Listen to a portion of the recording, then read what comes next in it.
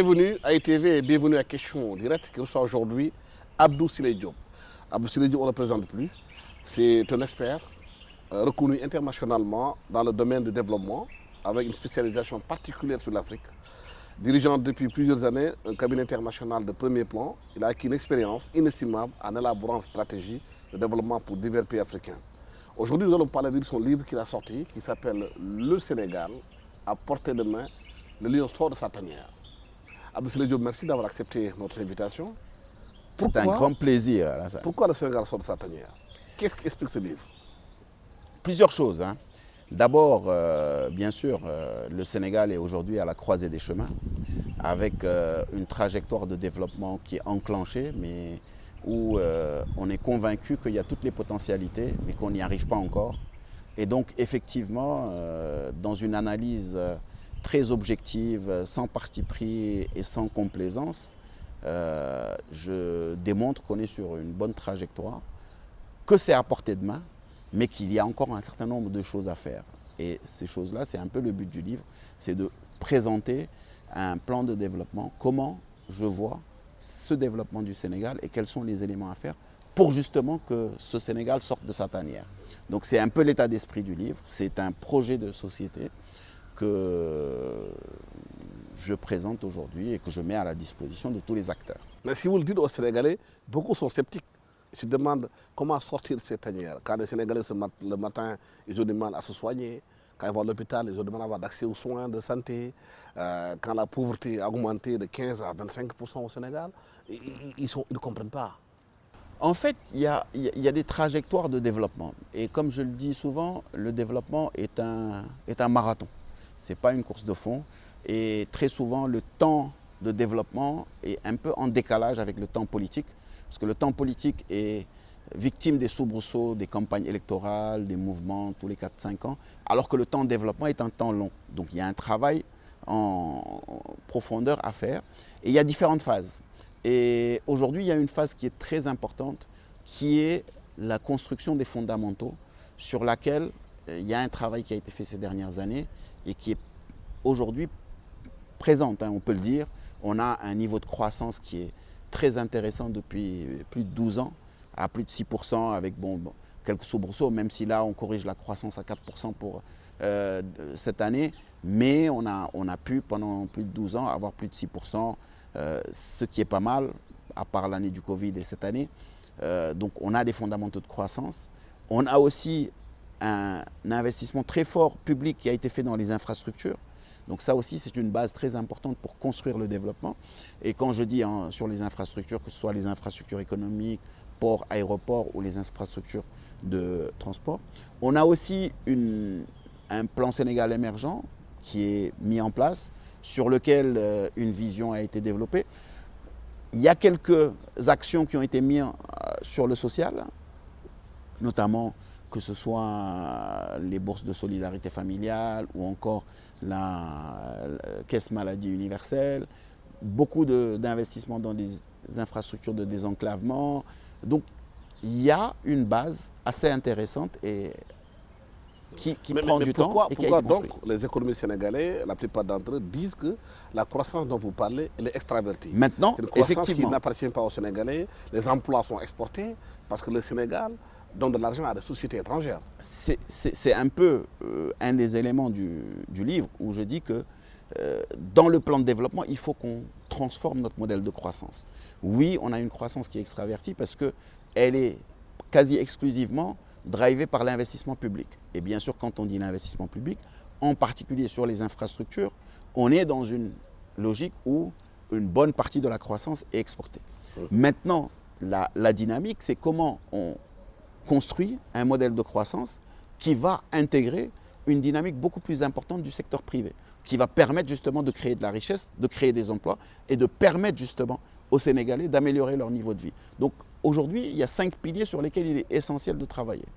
Un premier pilier qui est de mettre en place des politiques et des stratégies économiques qui permettent de créer de la richesse. Et Dieu sait que c'est possible, que ce soit en termes de développement agricole, où il faut transformer notre agriculture, donc sur le secteur primaire, où il y a un potentiel extrêmement important.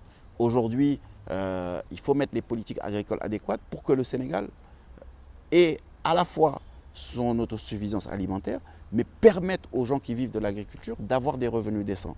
Et j'ai tendance souvent à faire de la comparaison avec d'autres pays. On ne peut pas avoir une agriculture aussi développée au Maroc, dans un pays où on a une vraie problématique de disponibilité de ressources hydriques, et avoir un Sénégal avec toutes ces terres arables, avec cette disponibilité d'eau, où on n'arrive pas à développer notre agriculture et on reste dans de l'archaïque. C'est pareil pour le secteur secondaire. Il faut qu'on ait beaucoup plus de transformation de nos produits, et en particulier de nos produits agricoles, de nos industries minières, que notre phosphate et notre gaz nous permettent d'avoir une vraie industrie de l'engrais, que derrière, sur le tertiaire, on puisse travailler pour transformer notre économie du tertiaire en ayant plus de services, notamment dans le numérique, que le tourisme, qu'on puisse, sur le tourisme, à travers l'initiative privée, développer le secteur touristique, vu toutes les potentialités du Sénégal. Donc il y a, et également qu'on puisse moderniser notre commerce. Le Sénégal est un pays de commerçants, il faut qu'on redonne de la dignité aux commerçants, que ce soit le commerce formel, qu'il faut structurer et moderniser, ou le commerce informel, qu'il faut restructurer pour progressivement lui permettre justement d'avoir un vrai apport économique. Donc tout ceci doit permettre de créer de la vraie richesse économique, mais à côté, il faut aussi qu'on développe les secteurs sociaux, parce qu'il faut que les services sociaux soient accessibles à tous, que ce soit la santé, l'éducation, mais également le logement. Il y a des pays qui ont mis en place des politiques qui permettent à chaque citoyen d'avoir un toit. Et c'est une question de réforme, de développement foncier, de péréquation. Il y a des actions, et c'est un peu ce que je propose dans le livre, pour arriver à ce que les secteurs sociaux soient accessibles. Un troisième pilier qui est essentiel, c'est le capital humain. Il faut qu'on ait une vraie prise en main de la jeunesse pour en faire un vrai dividende démographique. Aujourd'hui, on a un potentiel extrêmement important de cette jeunesse. Et cette jeunesse, malheureusement, n'a plus d'espoir dans le pays. Donc il faut qu'on redonne espoir à la jeunesse, qu'on propose un certain nombre d'actions qui permettent de promouvoir ce capital humain, de le renforcer et d'en faire une richesse et non pas une poudrière, parce que c'est vraiment désolant de voir toutes les énergies qui sont perdues avec cette immigration clandestine, avec cette délinquance. Il y a moyen de canaliser cette jeunesse et d'en faire un vrai levier de développement. Mais pourtant, depuis plus de 30 ans, ces questions sont posées sur la table. Mais on a l'impression d'une incapacité de passer de la parole à l'action dans ce pays. On parle beaucoup, qu'on cogite beaucoup, beaucoup de séminaires, beaucoup de réflexions, mais la mise en œuvre pose problème. Est-ce qu'il y a un vrai problème de volonté politique ou une incapacité de le faire? Je pense qu'il y a plusieurs choses, parce que lesquelles? On a souvent des cadres qui sont très intéressants en termes de perspective. Le plan Sénégal émergent en design est un bon projet. Après, mais en application, dans la mise en œuvre, il y a plusieurs sujets. Il y a d'abord la trajectoire. Quand on est dans une trajectoire de développement, il faut qu'on évite d'être trop pollué par les impératifs d'électorat ou d'enjeux politiques du moment. Parce que ça nous dévie de notre trajectoire et ça pousse à utiliser des ressources, des peu de ressources qu'on a, pour des besoins ponctuels qui sont peut-être à plus fort dividende électoraliste, qui permettent d'avoir des voix, mais ça obère toute la trajectoire qu'on s'était fixée pour l'avenir. Donc ça a toujours pollué. L'autre élément, c'est comment on structure les politiques publiques, comment on les implémente et comment on les évalue. Et surtout, ce qu'on appelle la reddition des comptes, où chaque acteur public a des objectifs sur lesquels il s'engage et qu'on évalue et qu'on sanctionne. Parce que ça aussi, c'est très important. On est très peu dans l'évaluation des politiques publiques. Or, quand on met en place une stratégie, il faut qu'on puisse évaluer systématiquement tous les acteurs politiques. Que lorsqu'on a confié une mission à Samba ou Mademba, que ce soit sur une base très claire, donc un projet, et qu'à un moment, on l'évalue et qu'on décide est-ce qu'il a fait des résultats ou pas de résultats. Donc ça, c'est important. Il y a aussi un élément très important, c'est comment on choisit les hommes qui tracent cette politique. Très souvent, Moi, je le dis, et ça ne plaît pas à beaucoup de gens, mais un dirigeant a un devoir d'ingratitude. Pourquoi un devoir d'ingratitude? C'est qu'à un moment, on a des équipes de campagne qui nous permettent d'accéder au pouvoir. Il faut que tout le monde soit convaincu que quand ils se sont engagés pour accéder au pouvoir, ce n'est pas pour avoir des postes. C'est surtout parce qu'ils croient au projet de la personne. Et que la personne aussi soit convaincue qu'elle n'a pas un devoir de donner des postes à tous ceux qui sont ses proches ou des gens qui, peut-être de son environnement. Il y a des gens qui sont bien pour mobiliser des hommes, il y a des gens qui sont bien pour mettre en œuvre. Donc il faut que lorsqu'on choisit les hommes qui dirigent, que le choix soit basé de manière essentielle sur les compétences. Et ça nous amène à la méthode avec laquelle on nomme les acteurs publics qui dirigent et qui mettent en œuvre des politiques. Mais est-ce que ça ne repose pas la question de fond de la limitation des mandats dans nos pays? Certains disent qu'un président qui vient pour 5 ans, il a moins de temps pour faire le travail qu'il doit faire, le programme sur lequel il a été élu. Il est en train de penser au prochain mandat. Mais si on regarde bien les pays dits émergents, la plupart ont des pouvoirs forts, où il n'y a pas de limitation de mandat. Le Rwanda est là, la Malaisie, Singapour, la Chine, l'Inde. C'est des pays qui ont des pouvoirs, même l'Allemagne, qui n'ont pas de limitation de mandat, qui permettent à celui qui est en place de travailler dans la durée pour faire des résultats. Vous savez, la limitation de mandat n'est pas forcément le sujet. Le vrai sujet, c'est surtout comment on construit sur le long terme. Quand je dis comment on construit sur le long terme, ce n'est pas parce que j'ai un mandat de 5 ans renouvelable, une fois que je vais faire 10 ans, que je ne dois pas avoir une trajectoire à 50 ans. Je dois pouvoir rêver de ce que je veux pour le pays, à horizon 50 ans, 40 ans, 30 ans. Mais ça demande un consensus de la classe politique sénégalaise. Si on regarde bien, on est dans une sorte d'hierarchie, on est dans une sorte d'adversité qui dépasse son nom, qui est profonde. Où ceux qui sont au pouvoir, tout ce qu'ils font, ils disent que c'est bien, il n'y a pas de critique, comme vous l'avez écrit dans votre livre d'ailleurs. Quand on est dans l'opposition, dans le nihilisme total, on est d'accord sur rien. Ce n'est pas forcément le consensus, c'est juste un mode d'action qui doit mettre l'objectivité et l'intérêt suprême de la nation et des Sénégalais au cœur du débat. On en trouve peu dans la classe politique aujourd'hui. Oui, mais il faut que désormais, les Sénégalais choisissent sur la base d'un certain nombre d'éléments qui sont fondamentaux pour la construction d'une nation. Si on choisit des hommes juste parce qu'il est de mon camp, il est proche de moi ou je le connais, forcément, on va se retrouver avec des choix liés exclusivement à des personnes, à des égos. Mais est-ce qu'il est facile de faire ce choix dans un pays où la corruption fait partie du mode de gouvernance, où les populations sont pratiquement affamées, elles ne peuvent pas savoir ce qu'elles veulent parce qu'elles sont dans l'urgence? Oui, mais aujourd'hui, les dernières élections ont montré que les Sénégalais ont compris que l'argent n'est pas l'élément exclusif qui fait l'élection. Comme le disait un chef d'État aux gens, quand ils viennent, il en fait partie. Mangez ce qu'il vous donne et votez pour qui vous voulez. L'isoloir, on est seul dans l'isoloir, donc il va falloir... Je pense que votre question appelle beaucoup de sujets. Donc j'ai parlé de cette nécessité d'avoir les bonnes politiques, les bonnes stratégies, les bons hommes et aussi cette continuité. Oui, on est tous d'accord. On ne peut pas construire en ayant une dichotomie entre les turiféraires qui disent que tout ce qui est fait par le pouvoir est bon et il n'y a rien. Il n'y a qu'une œuvre divine qui est parfaite. Tout ce qu'on fait est critiquable. Donc il faut avoir l'objectivité de dire, même quand je suis acteur du pouvoir, je dois être objectif de dire, j'ai réussi à faire ça, mais il y a des choses que je n'ai pas pu faire pour telle raison, pour telle raison. Et en opposition aussi, il faut accepter de critiquer sur les choses qui ne sont pas bien faites, mais aussi de reconnaître ce qui est bien fait.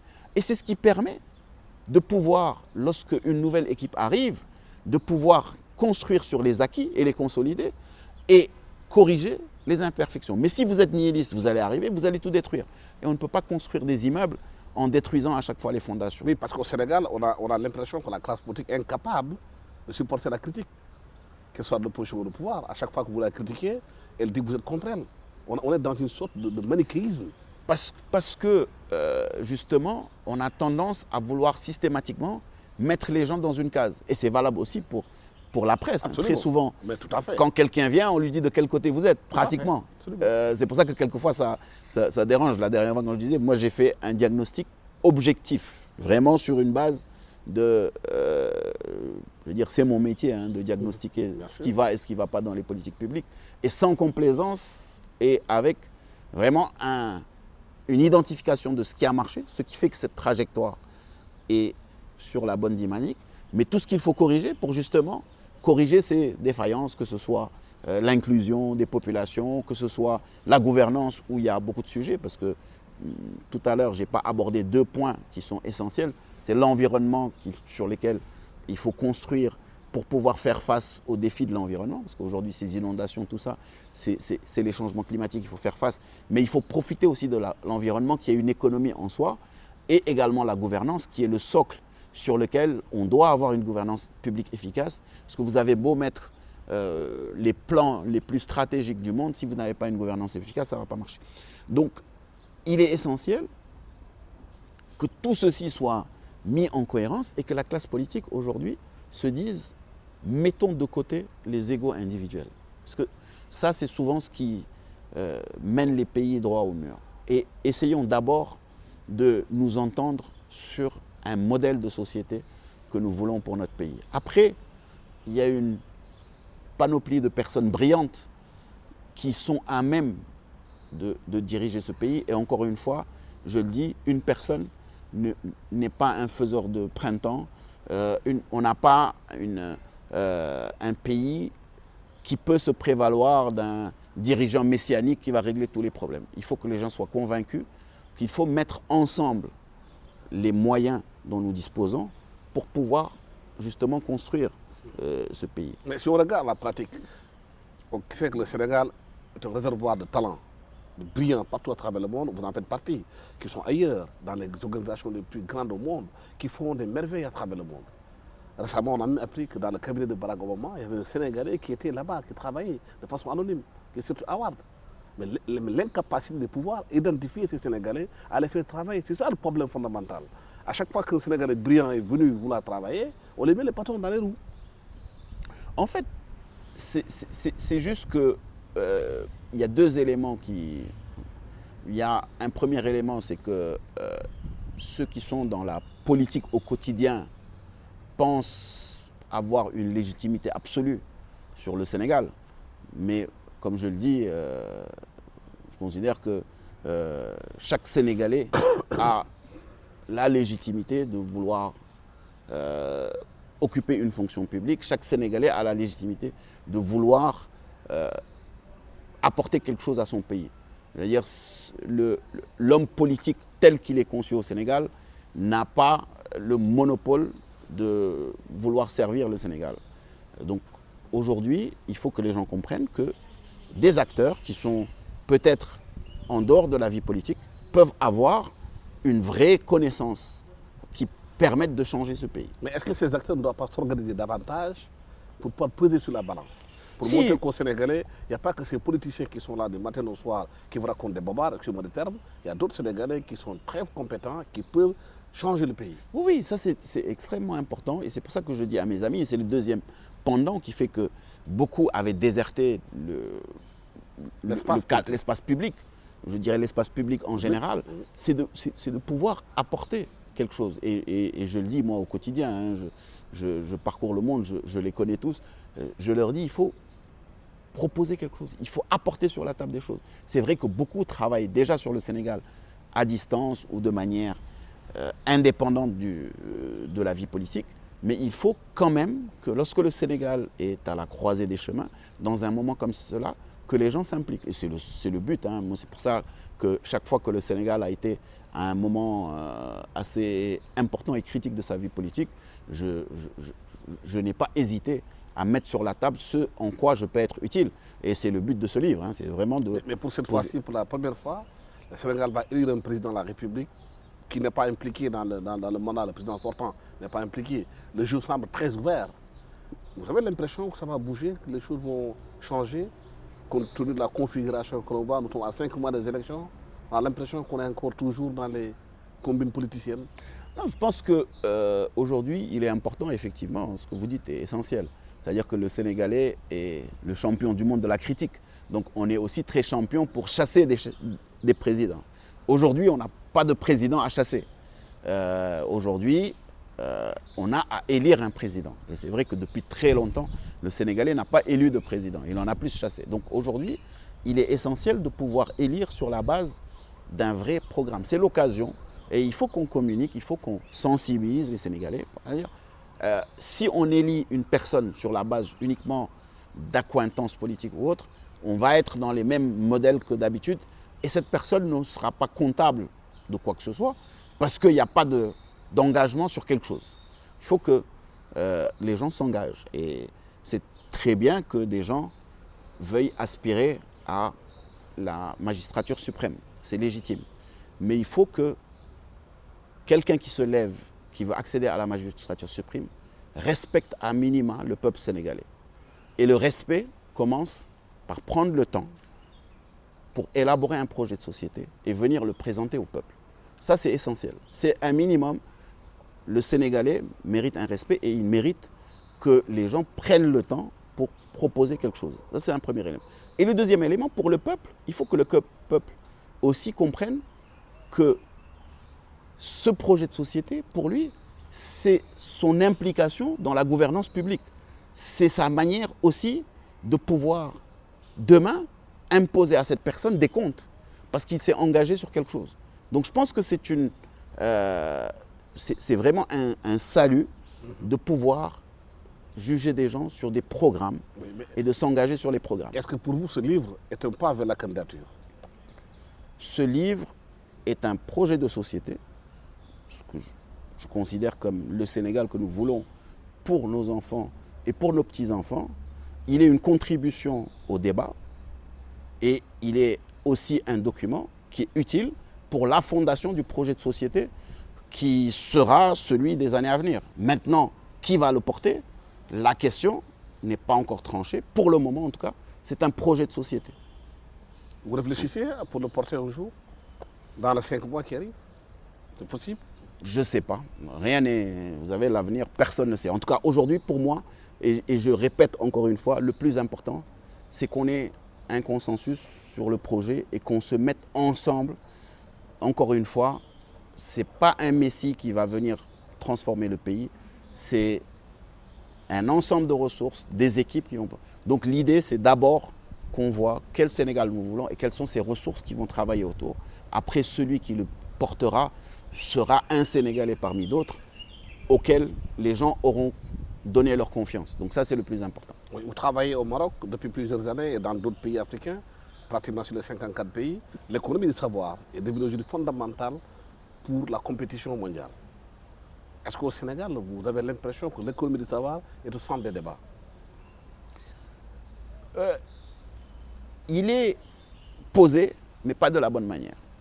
Aujourd'hui, effectivement, l'économie du savoir, un pays comme le Sénégal, qui a été au cœur de cette économie du savoir, hein, on a été pendant longtemps à la pointe de cette économie du savoir, le Sénégal doit reprendre sa place. Mais reprendre sa place, ça veut dire reprendre sa place sur le moment en mobilisant toutes les forces vives qui ont la capacité de produire de la connaissance.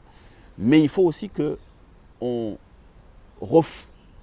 refonde notre éducation pour que le système sénégalais soit à même de générer en soi cette classe intellectuelle. Que ce ne soit pas des gens qui sont générés à l'étranger et qui viennent avec des idées du monde extérieur qui n'est pas le nôtre. Il faut que notre société soit à même de pouvoir, à l'avenir, générer cette classe d'intellectuels qui pourra apporter des solutions adaptées au Sénégal. Et ça, il faut refonder de l'éducation. Il faut refonder l'éducation. Gaz et pétrole, vous l'avez dans un pays où il y a beaucoup plus de littéraires que de scientifiques. Aujourd'hui, ce que je dis, il faut remettre le numérique au cœur de l'éducation, même primaire, hein, comme je le dis souvent. Moi, ce programme de donner des ordinateurs aux étudiants, j'aurais plus tendance à privilégier les enfants du primaire qui, eux, à la case des tout petits, sont déjà dans ce monde du numérique, plutôt que d'aller vers d'autres engagements. les matières scientifiques. Il faut qu'on rentre dans l'économie du savoir scientifique. Aujourd'hui, le Sénégal doit remettre au cœur de ses enseignements l'aspect scientifique. Et bien sûr, les métiers manuels. Parce que le savoir, ce n'est pas uniquement le savoir intellectuel, c'est aussi pouvoir avoir ce savoir manuel.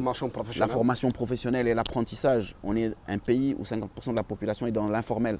Il faut les former. Aujourd'hui, il y a beaucoup de métiers où on a besoin d'acteurs et les gens vous disent on ne trouve pas des gens qualifiés. Et cette qualification ne coûte pas beaucoup d'argent. C'est juste qu'il faut les mettre au cœur des politiques publiques. Mais la question de l'éducation pose la question de la langue. Vous êtes au Maroc, là-bas, l'arabe est considéré comme une langue de travail. Au Sénégal, c'est le français. Et ce n'est pas donné à tout le monde. Et pourtant, le Wolof, tous les Sénégalais en parlent. Mais ce n'est pas mis au cœur de l'enseignement. Oui, après, il y a des choses critiquables. Hein. Au Maroc, il y a tout un débat sur l'arabe. On va plus loin. Il y a même un débat sur mettre l'anglais dans la formation. Donc, la langue, je pense qu'il faut donner aux gens les outils qui leur permettent de travailler. Peut-être dans l'apprentissage, il faut être dans de l'apprentissage en Wolof, parce qu'on a beaucoup qui ne sont pas allés à l'école. Peut-être que dans les business schools, on doit être en anglais. Peut-être que dans les cursus de formation, on doit mettre un peu plus d'anglais. Donc il faut un équilibre où les gens ont la formation adéquate avec ce qu'ils vont faire.